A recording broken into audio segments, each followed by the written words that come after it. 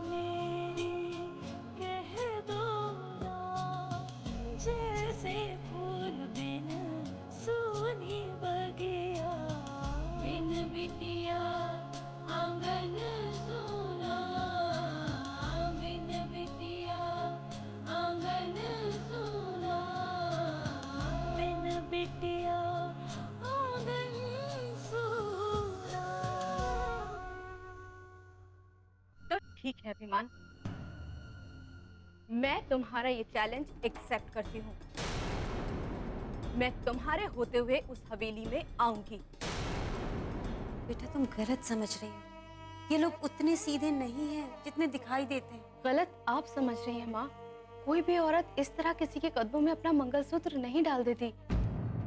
तो और क्या कहूँ माँ, क्या जरूरत थी, क्या जरूरत थी दादी को उस 2 कौड़ी की लड़की के आगे भीख मांगने की? उन दरिंदों के बीच अपनी बच्ची को कैसे भेज सकते हैं आप? माँ आप बिना बात के परेशान हो रही हैं।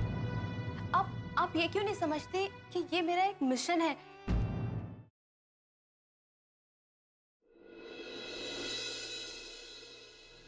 अब नहीं आएगी, मेरी आखिरी उम्मीद, आखिरी उम्मीद। अब मेरे इस घर को बर्बाद होने से कोई नहीं बचा सकता।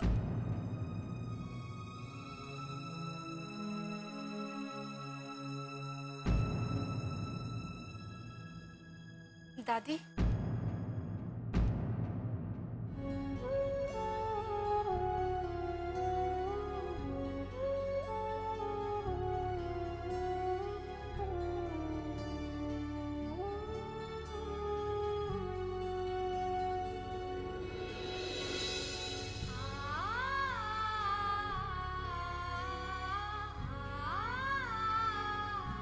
I know.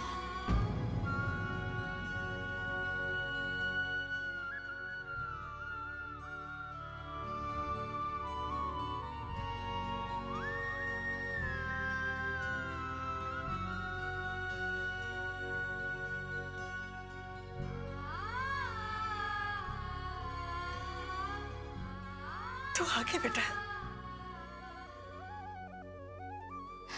कैसे नहीं आती दादी, आपकी बात कैसे टाल सकती थी।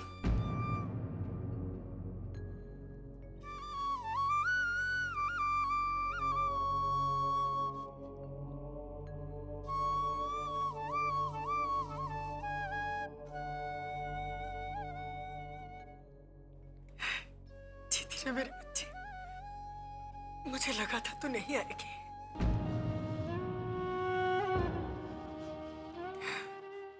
मुझे लगा कि हमारी अन्नू अब हमारी नहीं रही,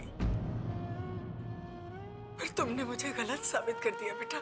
मैं अभी भी आपकी वही अनन्या हूँ दादी, वही छोटी सी अनु।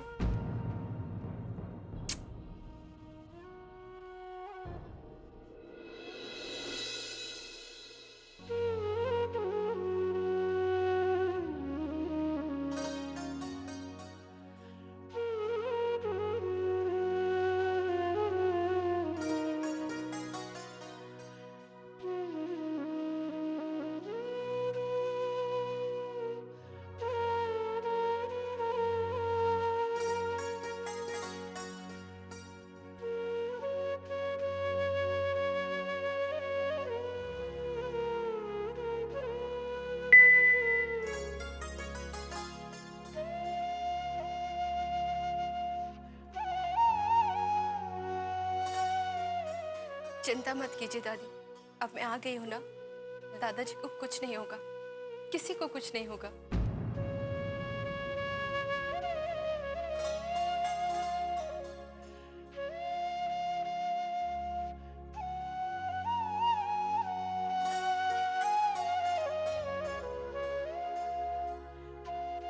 भगवान तुम्हें हमेशा खुश रखे बेटा, हमेशा खुश रखे।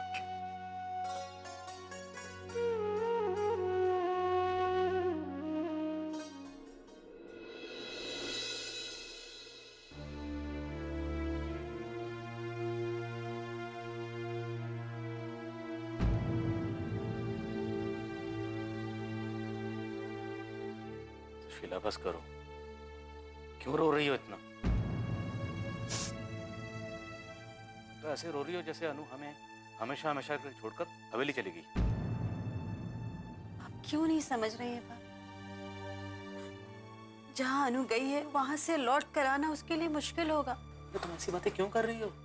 अनु तुम्हारी बेटी है, तुमने पाला उसे, तुम्हारे संस्कार है उसके अंदर, तुम अपने संस्कारों को झुठला रही हो। अनु ने अपनों को छोड़कर तुम्हें चुना, तुम्हारी खुशियों का ख्याल रखा, तुम्हारी ममता का कर्ज चुकाया। जिस बेटी ने इतना कुछ किया, तुम्हें उस पर जरा भी विश्वास नहीं। कैसे मैं आपको बताऊं? आप क्यों नहीं समझ रहे? अनु का इस तरह से अचानक चले जाना मुझे कुछ ठीक नहीं लग रहा। मंदिर में मैंने उसके लिए अखंड दिया जलाया था। अभी मैं भगवान से उसे रोकने की प्रार्थना कर रही थी, वो दिया बुझ गया। मुझे बहुत डर लग रहा है, कहीं उसके साथ कुछ बुरा होने वाला है। नहीं, हमारी अनु को कुछ नहीं होगा, भगवान पे भरोसा रखो। नहीं है मुझे भगवान पर भरोसा, नहीं रहा मुझे भगवान पर भरोसा। सुना आपने, उन्होंने मुझसे मेरी अनु को छीन लिया, मेरे दर्द को नहीं समझा, और आप कह रहे हैं कि बात पर भरोसा रखो। सुशीला, तुम कुछ ज्यादा ही जज्बाती हो रही हो। मैं उसे इस तरह नहीं देख सकती, मैं अनु को खतरे में नहीं देख सकती। वहां पर क्या करोगी? हवेली जाओगी उसे वापस ले आना? नहीं, मैं नहीं जाऊंगी, लक्ष्मी जी जाएगी। बिन बिटिया आंगन सोना।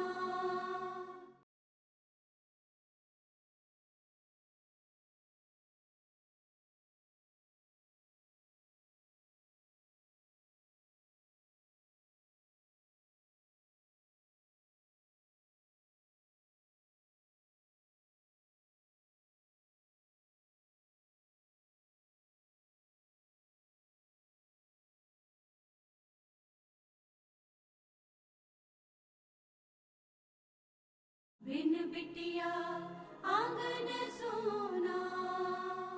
मैं अनु को खतरे में नहीं देख सकती वहां पर। क्या करोगी? हवेली जाओगी उसे वापस ले आना?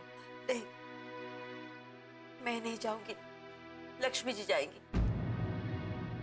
लक्ष्मी जी? हाँ, एक वही है जिनकी बात अनु कभी नहीं टाल सकती। मैं अभी उन्हें फोन करती कि वो अनु को समझा कर ले आए।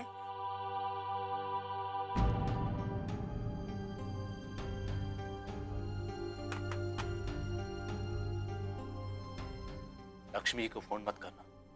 क्यों विशाल? आप नहीं चाहते कि हमारी बेटी उस नरक से वापस आ जाए? सवाल ये नहीं कि मैं क्या चाहता हूँ क्या नहीं, सवाल ये है कि तुम किस अधिकार से, किस मुंह से लक्ष्मी जी को फोन करोगी और ये कहोगी कि तुम्हारी बेटी को वापस लाने में तुम्हारी मदद करें? उस माँ को जिससे तुमने उनकी बेटी छीन ली, जिस माँ पर तुमने ये आरोप लगाया कि तुम्हारी बेटी को छीनना चाहती है, जिस माँ से बरसों बाद मिली बेटी को प्यार करने का अधिकार भी तुमने छीन लिया, उसी माँ से कहोगे कि तुम्हारी बेटी को लाने में तुम्हारी मदद करे? किस मुंह से, किस अधिकार से? पहले अनु को हासिल करने के लिए तुमने लक्ष्मी जी को चोट पहुंचाई, अब फिर से अनु को हासिल करने के लिए लक्ष्मी जी का इस्तेमाल करना चाहती हो? अनु के प्यार ने तुम्हें कितना स्वार्थी बना दिया सुशीला।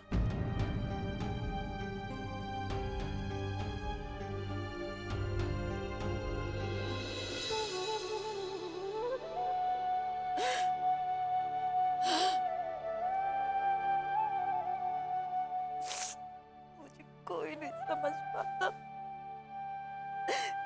कोई नहीं समझता।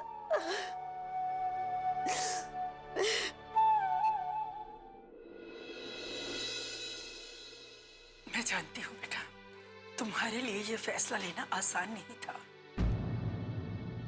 तुम्हारे लिए बहुत मुश्किल था अपने माता पिता को छोड़कर यहाँ आना, लेकिन फिर भी तुमने मेरी मजबूरी को समझा।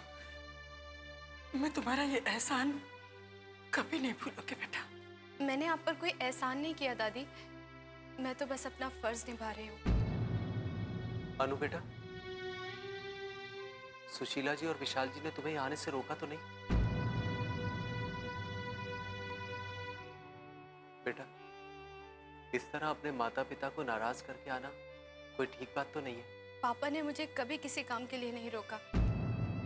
हाँ, माँ थोड़ा सा नाराज है, लेकिन कोई बात नहीं, मैं उन्हें मना लूंगी। तुमने सही नहीं किया बेटा, बिना उनकी आज्ञा के यहाँ नहीं आना चाहिए था। लेकिन यहाँ मेरी जरूरत है पापा। यहाँ किसी को तुम्हारी जरूरत नहीं।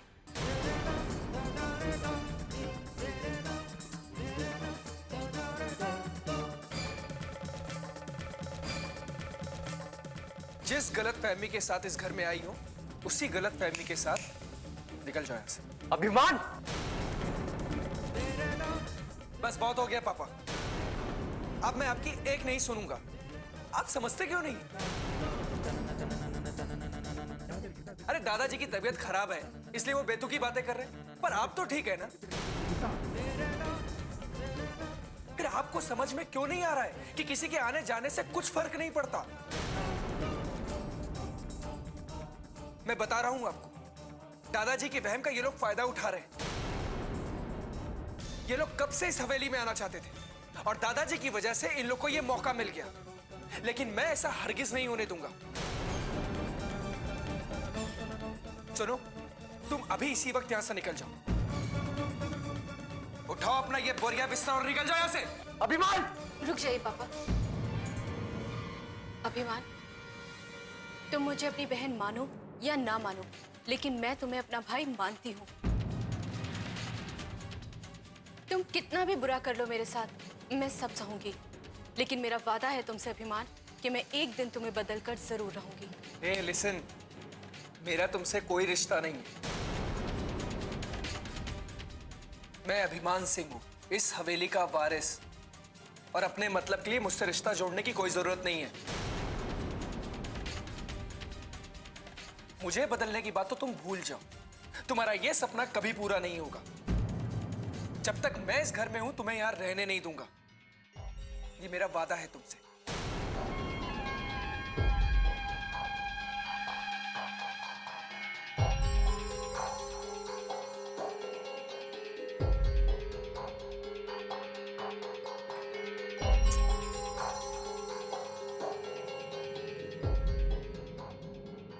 बिन बिटिया आंगन सोना।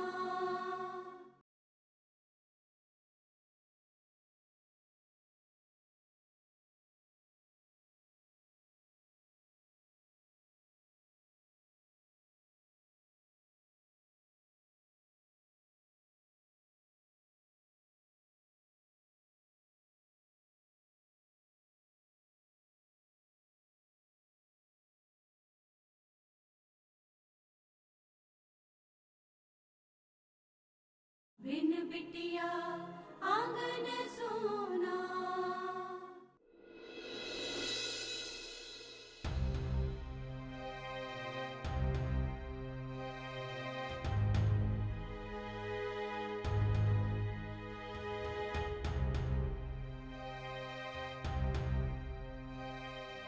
समझ में नहीं आता इस लड़की का आजकल।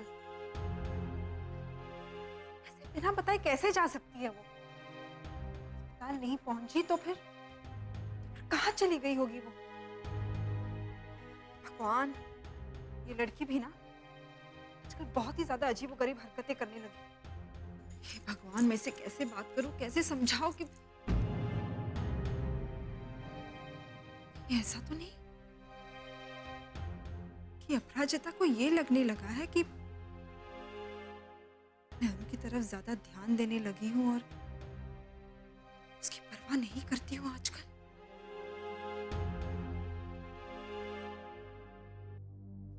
हे भगवान, तभी तभी अपराजिता आजकल खोई खोई सी रहती है। हे माता रानी, कहीं अपराजिता ने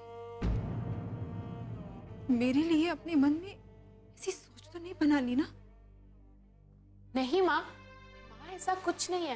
राजिता, तुम कहाँ गई थी बेटा? तुम पता है मैं कितना परेशान हो रही थी कब से? देख, अगर कोई बात थी ना तो तुम मुझे बता देती बेटा। मुझसे कोई नाराजगी थी तो मुझे बता देती, मुझसे बात करती। लेकिन माँ रिलैक्स, कोई बात नहीं है। कुछ बात होती तो मैं आप ही को बताती ना, और मैं आपसे क्यों नाराज होंगी भला? बताइए। अपराजिता, फिर तू अचानक ऐसे कहाँ चली गई थी? हाँ, पहले तो सॉरी, मुझे ऐसे आपको बिना बताए नहीं जाना चाहिए था। मैं जाना नहीं चाहती थी, लेकिन पता नहीं मैं कैसे चली गई। अपराजिता, ये तो क्या कह रही है बेटा? मेरी कुछ समझ में नहीं आ रहा है। सीधे सीधे बता ना, तू कहाँ गई थी? हाँ, मैं वो बिचौलिया गांव गई थी। बिचौलिया गांव? तू तू अनु से मिलने गई थी? नहीं माँ, दादाजी को देखने। दादाजी को देखने?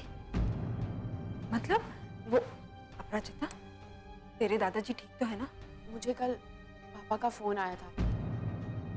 सॉरी, मैंने आपको नहीं बताया, पापा ने भी मना किया था। वो दादाजी की तबीयत अचानक और खराब हो गई, लकवे का असर बढ़ गया। हे भगवान, क्या हो रहा है ये सब? सब लोग कितना परेशान हो रहे होंगे। माँ जी, अपराजिता माँ जी कैसी है?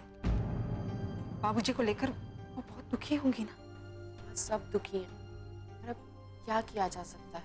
बेटा, तू डॉक्टर है ना, तो तू कुछ करती क्यों नहीं है? माँ, मैं किसी बीमारी का इलाज कर सकती हूँ, किसी की सोच या किसी की जिद का नहीं। दादाजी ने तो बस एक ही रट लगा रखी है कि अगर हम लोग हवेली वापस लौट आएंगे तो सब पहले जैसा हो जाएगा। अब ऐसे भी कोई क्या कर सकता है माँ? पता नहीं क्या होने वाला है। मुझे बहुत घबराहट हो रही है बेटा। माँ, आप क्यों परेशान हो रही हैं? मुझे आपकी यही आदत पसंद नहीं है, इसीलिए पापा ने भी मना किया था आपको कुछ बताने से। मैं कैसे परेशान ना हूँ बेटा? देख, मैं उस घर में नहीं हूं तो क्या हुआ, लेकिन वो घर अब भी मेरा है। उस घर के लोगों के साथ मेरा अब भी रिश्ता है बेटा। उस घर के सुख दुख से मुझे फर्क पड़ता है अपराजिता। इसीलिए तो ना चाहते हुए भी मैं वहां चली गई। उस घर से नाता ही तो मुझे वहां लेकर गया। जब मैं वहां गई तो दादी माँ, दादाजी मुझे देखकर बहुत खुश हुए। उन्हें ऐसे लगा मैं वहां हमेशा के लिए रहने आ गई हूँ। लेकिन जब मैंने बताया कि मैं यहाँ सिर्फ दादाजी को देखने आई हूँ, तो वो लोग बहुत दुखी हो गए। खासतौर पे दादी माँ, उनकी तो जैसे सारी उम्मीद ही खत्म हो गई। उसे ये सब देखा नहीं गया और मैं वहां से चली आई माँ। अपराजिता, तूने बहुत अच्छा किया बेटा जो तू उनसे मिलने चली गई। ऐसे वक्त में अपनों का साथ होना बहुत दिलासा मिलता है। माँ, अब सिर्फ दिलासे से काम नहीं बनेगा। अगर दादाजी की तबीयत जल्दी से ठीक नहीं हुई तो कुछ भी हो सकता है।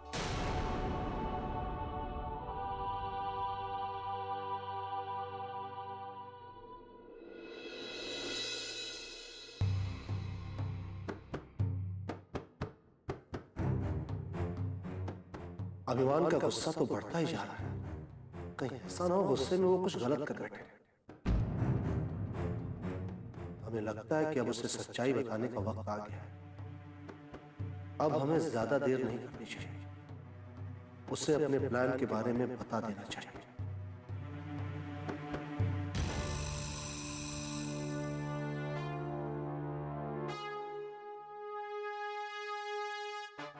ठाकुर साहब, देखिए कौन आया है।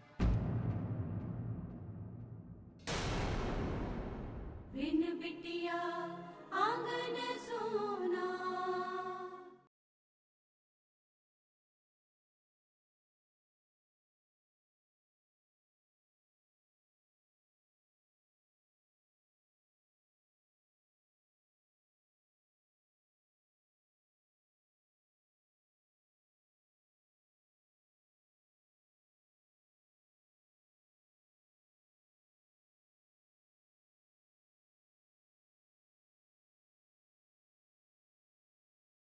बिन बिटिया आंगन सोना।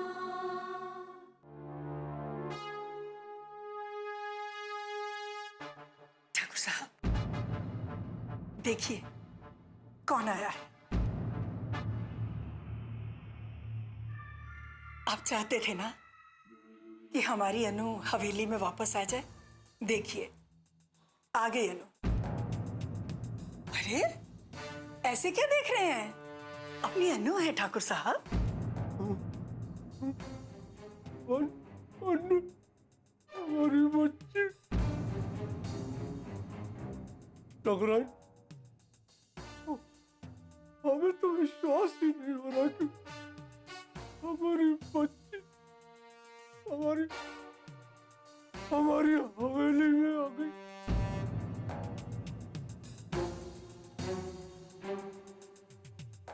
ठाकुर साहब अब परेशान होने की कोई जरूरत नहीं। अब हमारे परिवार पर कोई विपत्ति, कोई संकट नहीं आएगा।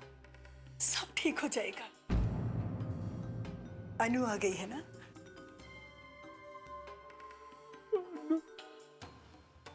हमारी बच्ची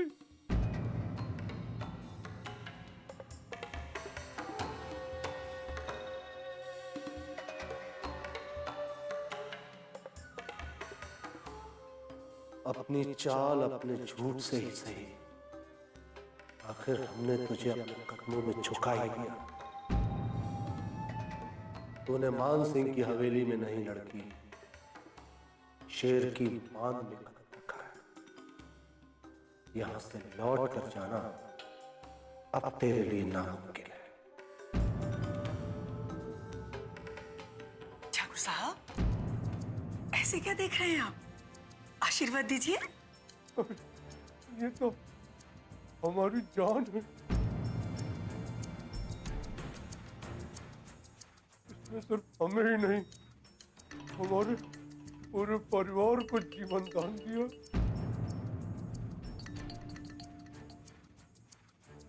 हम तुम्हारा ये एहसान कभी नहीं भूल पाएंगे बेटा। जुग जुग जियो मेरी बच्ची।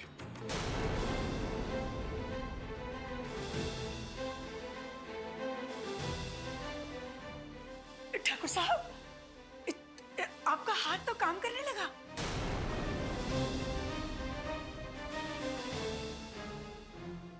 बाबूजी आपका हाथ ठीक हो गया।